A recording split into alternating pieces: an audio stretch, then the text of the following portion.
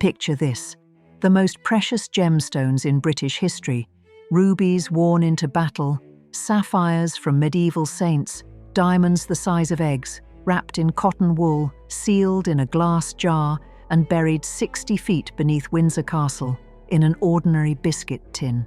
For 6 years, they lay in the chalk earth while bombs fell overhead.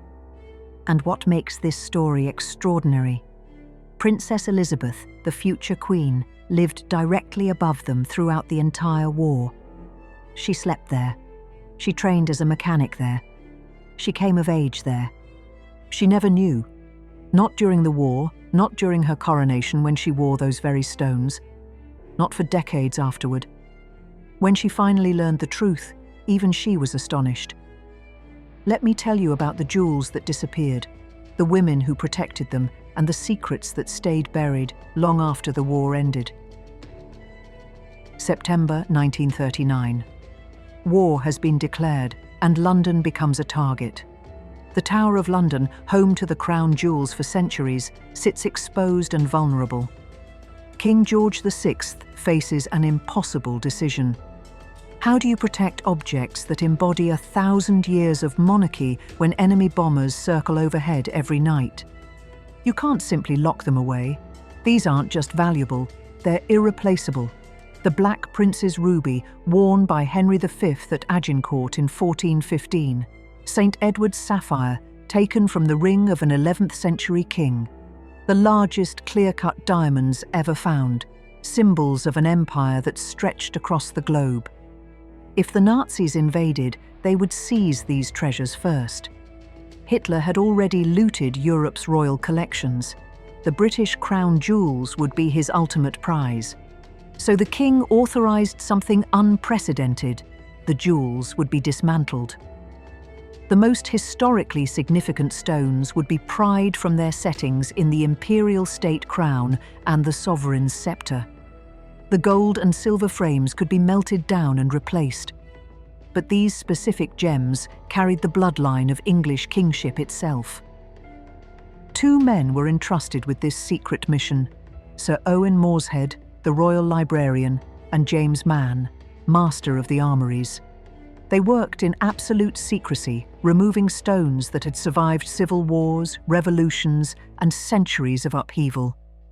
And then they made them disappear. The biscuit tin. The hiding place they chose wasn't a reinforced vault or a bank in neutral Switzerland. It was a Bath Oliver biscuit tin, the kind you'd find in any British pantry, designed to keep crackers fresh. Inside that humble tin sat the soul of the British monarchy. The Black Prince's ruby came first. It's not actually a ruby. It's a 170-carat red spinel, irregular and ancient, polished smooth by medieval hands. Prince Edward of Woodstock, the Black Prince, may have acquired it in the 14th century. Henry V wore it on his helmet at Agincourt, where a French axe struck his crown and the stone survived.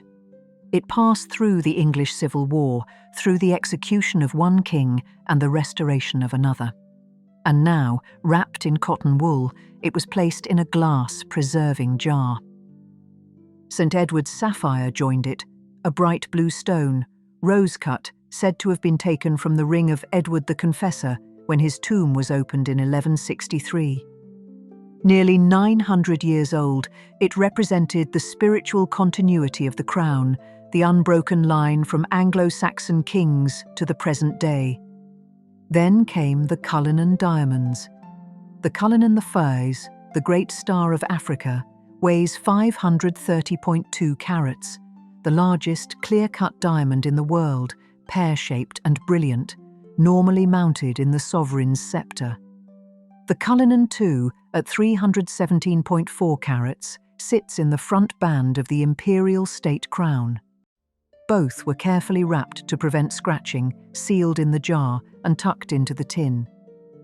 The Stuart sapphire, 104 carats of deep blue history linked to the Scottish dynasty, completed the collection.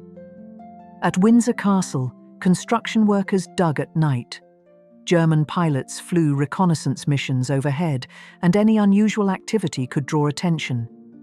60 feet down into the chalk earth beneath a sally port, a secure tunnel entrance, they created 2 steel chambers.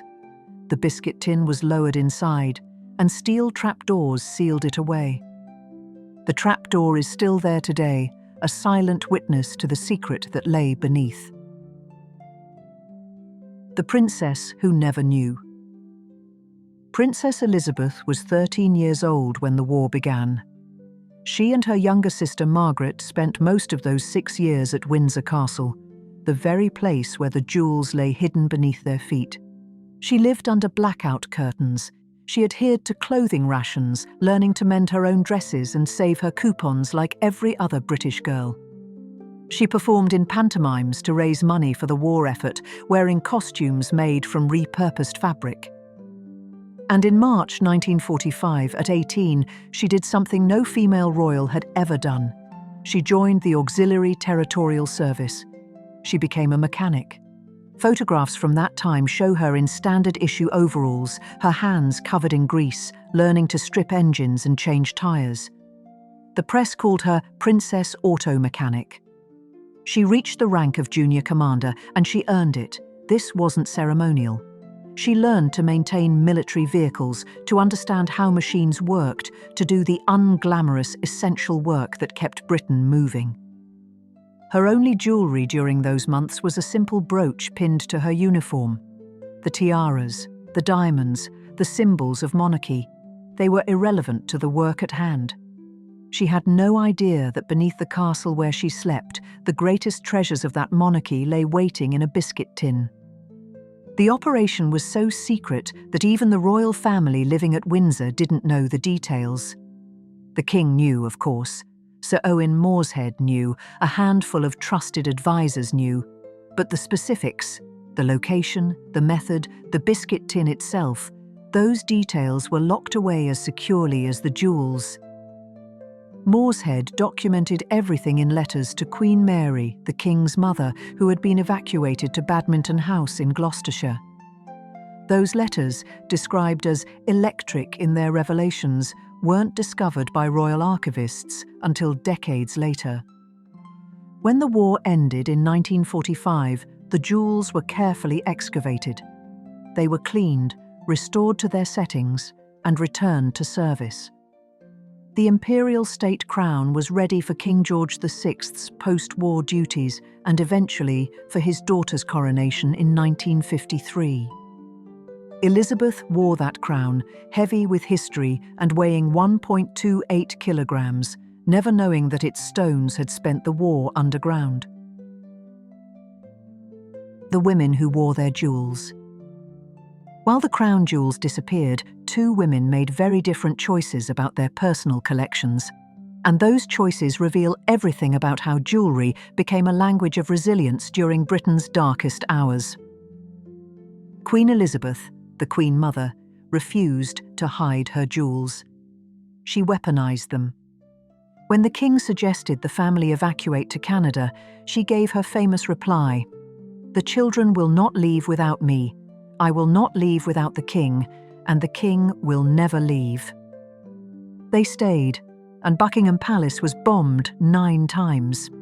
On September 13, 1940, a German bomb destroyed the palace chapel while the king and queen were inside. The Queen Mother's response was to dress up. When she visited bombed-out neighbourhoods in the East End, she wore her finest clothes and her most beautiful jewellery. Critics questioned this at first. Wasn't it insensitive to wear diamonds while people had lost everything? But she understood something profound. "If they put on their best clothes to see me," she said, "I will put on my best for them." It was respect. It was solidarity. A touch of sparkle in the rubble was a promise that beauty and grace would survive, that Britain's heritage wasn't broken. In 1939, King George VI had commissioned a diamond brooch from Asprey for their tour of Canada, a perfect sugar maple leaf, glittering and unmistakable. Throughout the war, the Queen Mother wore that brooch when visiting Canadian troops stationed in Britain.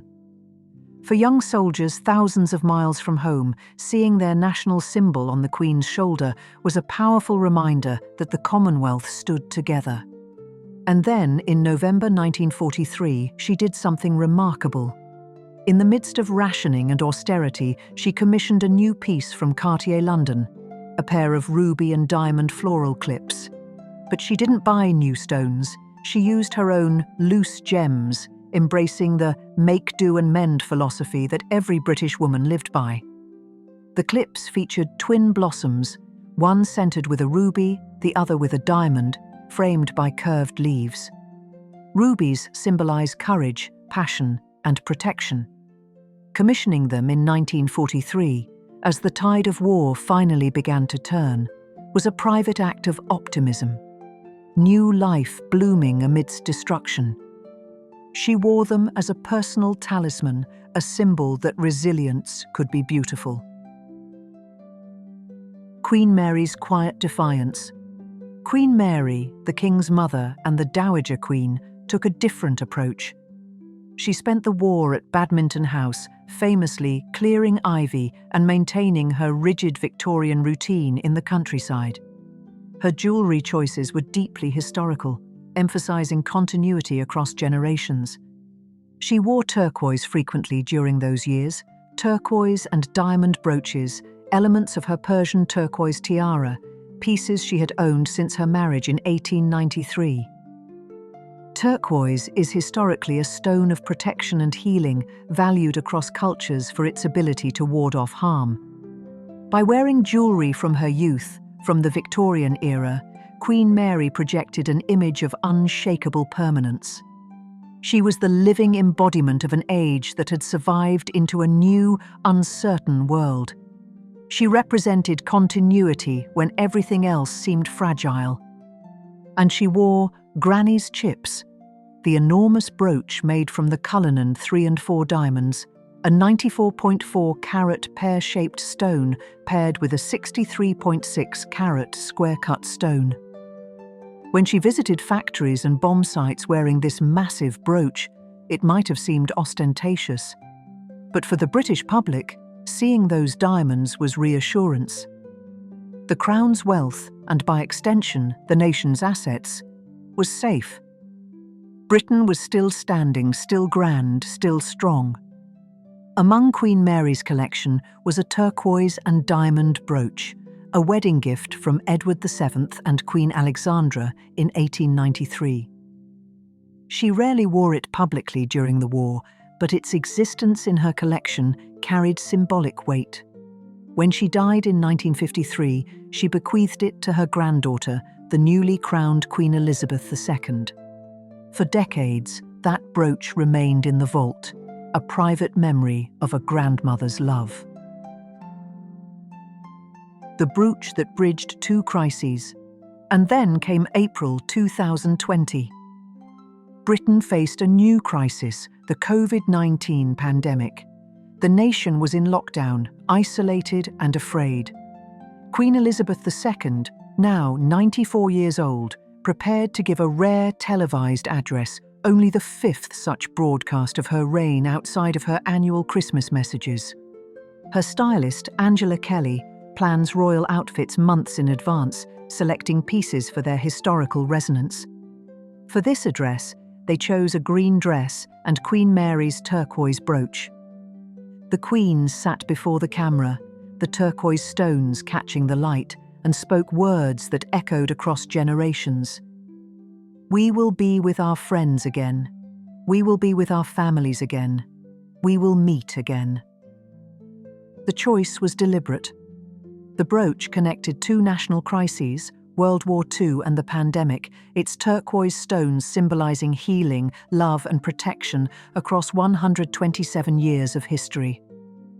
From Queen Mary's wedding in 1893, through the darkness of war, to a new moment of national uncertainty, the brooch served as a silent witness to resilience.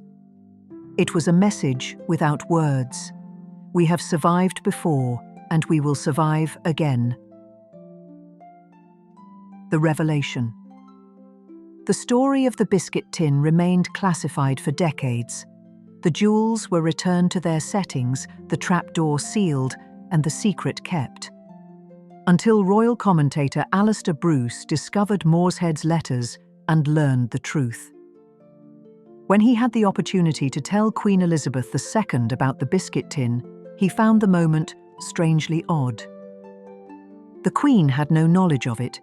She had worn the imperial state crown at her coronation, felt its weight on her head, carried the sovereign's scepter with its massive diamond, and she had never known that those stones had spent 6 years buried beneath the castle where she came of age. She was fascinated. The woman who had lived through the war, who had served as a mechanic, who had become the longest reigning monarch in British history, discovered a secret about her own crown. Those stones had been survivors before she wore them. They had witnessed Agincourt and the English Civil War, coronations and revolutions. And then they had survived Hitler, buried in chalk and darkness, waiting for Britain to endure. When she learned the truth, it added new weight to the crown she had carried for decades.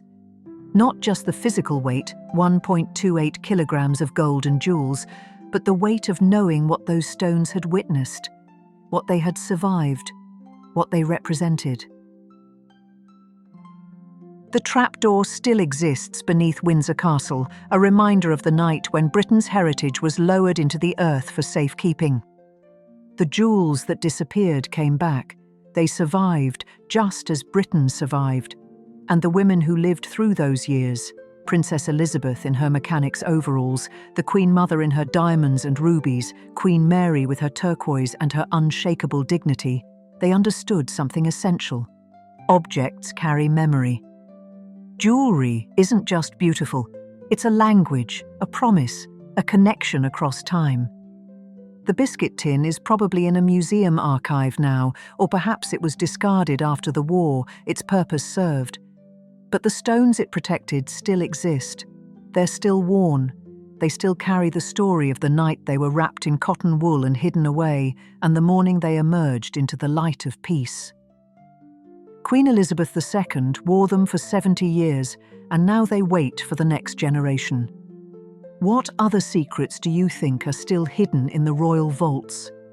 What stories are waiting to be discovered? If this piece of hidden history moved you, give this video a like and subscribe to the channel. There are so many more stories like this, jewels with secrets, women with courage, and history that's more extraordinary than we ever imagined. Thanks for watching.